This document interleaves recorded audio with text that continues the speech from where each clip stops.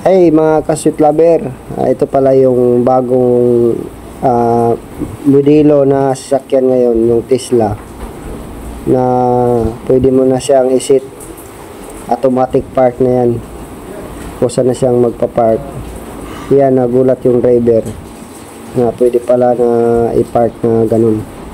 Kahit lahat ng nasa paligid niya, nasa sensor niya, yung tao at saka yung mga paparating, kaya kusa na siyang nag-i-stop at saktong-sakto yung pagka-park niya.